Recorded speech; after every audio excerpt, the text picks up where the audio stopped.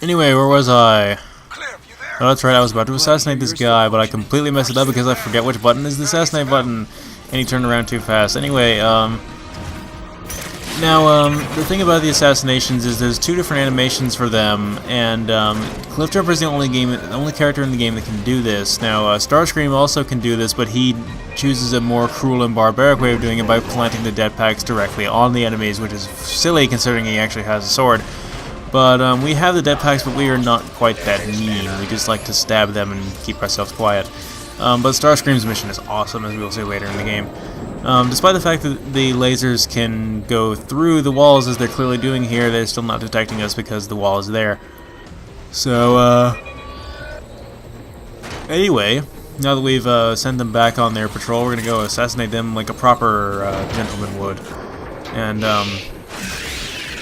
we'll be cruel enough to taunt them before we do so, though. Apparently they can't feel anything on their backs and just decide that we're not there at all until we tap on their head. Anyway, this one has been alerted, so we're going to go and back off again, because he will utterly destroy us if we don't.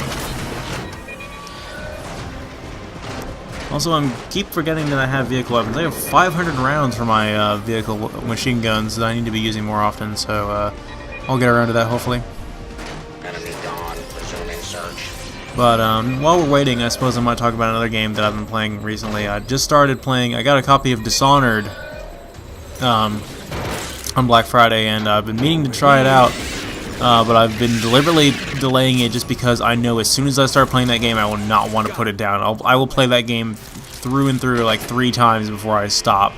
So I decided, okay, I'm not going to play that right now, but I tried it a little bit today, and I had to put it down because I'm like, this is amazing. So, if it turns out being very much like I'm anticipating it being, very much like Deus Ex 3 or like Bioshock, I will definitely be LPing that eventually once I've played it enough. Welcome. Oh, that was close. Hey, you think you can lift this thing off me? No Ironhide. But I get the job done. You'll be alright, Jazz. You still got your legs. Gonna have cars on our Unlike in the Michael Bay movie. Quick, follow me. Needed that. Oh yeah! And then Jazz will proceed to kill some people in a very scripted manner, but it's awesome. Then we're going to finally get to use our subsonic repeater here, and it's awesome sound effect, and it's awesome visual effect as well. But we're going to go ahead and drop it for the assault rifle because we have a new enemy type, and I want to be able to hit something better at range. These are jet snipers. They are almost identical to the jet snipers in the Armada game, which gives this game a very Armada game feel, which is awesome. Although I did appreciate the fact, as I said before, that the snipers and all the other special enemy types in War for Cybertron were regular old Decepticon robots, and they actually had a humanoid shape to them. The fact of the matter is, in this game, they are... I'm going to go ahead and hit this one with the V32 Cyber Corruptor so I can demonstrate what it does. It would have been nice if there was actually another enemy around here for it to start attacking, but at least it's become a pacifist now and has been remarkably apathetic about actually attacking us. Instead of just going to stare off into the distance and leave its noggin completely exposed for us to blast off.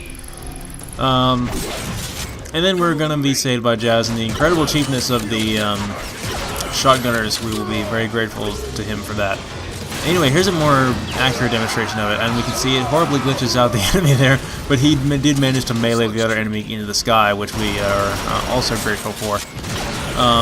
Had I not missed my last shot there, I may have had a better chance of surviving against this shotgunner and his ridiculous brokenness, but we're going to dash away from him and try to not be killed by him.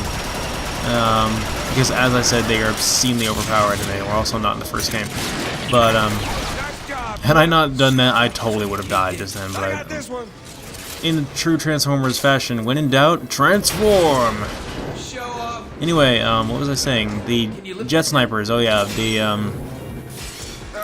they are really cool in their design and they're really fun to fight, but I did appreciate the fact that in the in War for Cybertron they were proper, you know, humanoid robot Decepticons like all the other enemies were. In this game they had all the enemy types, all the alternate enemy types that are not just regular infantry have very odd designs and shapes to them that are not your typical Decepticons. They are very, they make them feel like other sort of varieties of robots. In fact, the snipers and the security drone guys around here make sounds remarkably like battle droids from Star Wars, but we won't go there. But it's just whatever your particular preference is. I think both are acceptable within the context of their respective games, but I don't really have a particular preference. I think gameplay-wise, the enemies in this game work better. I think the gameplay is designed better in this game overall, but for what it was worth, I did appreciate being able to fight regular humanoid robots in the previous game. Anyway, now that we've demonstrated the V32 Cybercorrector, I'm going to get rid of it and pretend like it doesn't exist. Instead, I'm going to whip out what I want. Whatever I get, I'm not going to hold on to it for the next encounter for very long. Anyway, more jet snipers. I have the Nucleon Charge Rifle, or whatever it's called, which is a sniper rifle in this game. I already have that at Teletrain 1, but I do not want to demonstrate it yet because of my rules that I set for myself for this LP, and the fact that I'm not supposed to demonstrate it until the next mission. But I will demonstrate it quite heavily in the next mission, and its awesomeness, and obviously it's the best weapon for taking these guys out. The Photon Burst Rifle is also very good as well. I should probably switch to that, as a matter of fact. Records indicate probationary status for you, Cliff Jumper. That way I can actually show you the, yeah, here we go. That way I can actually show you the health these guys have and their hitboxes for their heads. Their head is actually the central point that their targeting laser comes out of, and I think it actually is the gun itself that they're sniping with. It's actually very strange, and they have a very, very bizarre alt mode. It's just a sort of wall spider type creature. Their robot modes very much look in the same style as the Armada jet snipers, but still. The Armada Decepticlones, as they were called, did not transform at all whatsoever, so, except for the commandos, which turned into, what were those things called? It'll come to me, I'll think about it.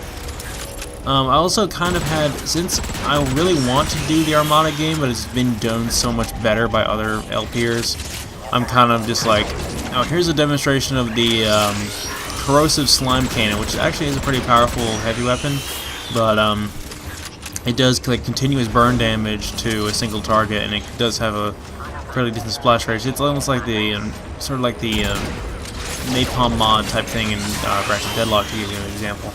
But it's okay. I don't use it that often, mainly because I got the blueprint for it after my first run through the game. Also, jumping through that window right there is also a very good idea, as I discovered doing it right here, because that allowed me to get inside where the switch is without actually having to fight those guys, really. Even though I'm pretty sure they just despawn anyway, or Jazz comes up here and kills them outright.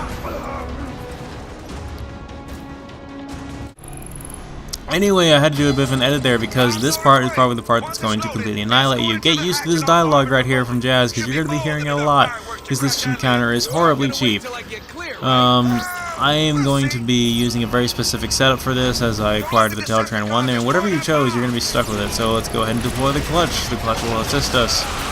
And I've got the slingshot here because I need to be able to hit these guys and kill them with a single shot, and I need to be able to keep, and I got the assault rifle just because of its pure balance, reliability, and its accuracy at range because of its upgrades. The biggest concern here is obviously the shotgunners, because they, like I said, if you're playing this on hard, they're going to kill you in 2 shots. So I need to keep as far away from those guys as possible. And doing so is quite a challenge, because seeing they want to charge at me and just eat bullets like it's going out of style and like they've been starving for them, like some kind of horrible addiction. But I'm not sure whether or not staying down there or coming up here is a good idea. But you need to be able to protect the bomb, but more than likely they can shoot the bomb all day, and chances are you're going to die faster than that bomb ever will, so they're mainly going to be focusing on you. These regular soldiers are going to be cakewalk compared to the shotgunners, though. You can easily gun them down with the assault rifle. It's the shotgunners you need to worry about, because they're going to survive a hit from the slingshot. They're going to take 2 hits from it, and luckily I got both of them in those 2 hits there and killed them both off outright. But the clutch is also nice because that gives them one more target to focus on that's not either you or the bomb, so it's kind of nice. But if they do blow up the bomb, you also fail. So this is probably the most trickiest encounter in the game thus far, but probably not the trickiest encounter in the game. And the clutch just blows up out of pure apatheticness. Oh, apparently I beat the game on hard. You don't say. We're only on the 4th mission, but whatever. Apparently that was the one mission I didn't complete from beginning to end in my original run in this game on hard, so I got the achievement now for whatever reason. Later!